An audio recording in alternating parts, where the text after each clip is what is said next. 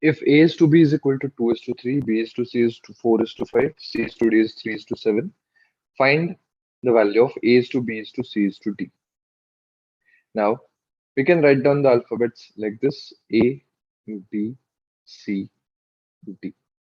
Now, the ratio A to B is given to us as 2 is to 3.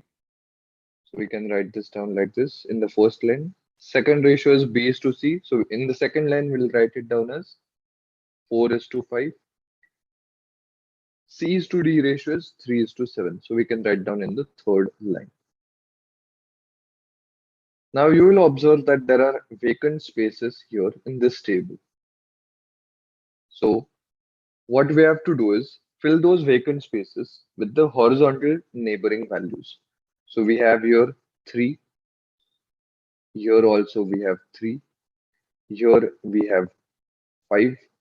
Here we have 3. Here we have again 3. And here we will have 4. Now we have to multiply vertically and get the ratio.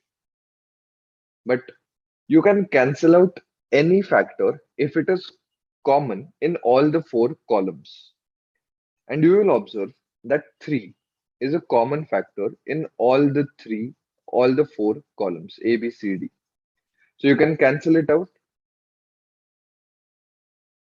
and multiply the remaining numbers. So 2 fours are you have 8, 3 fours are you have 12, 3 fives are 15, and 5 sevens are 35. So this is your final answer. 8 is to 12 is to 15 is to 35. So answer will be option B.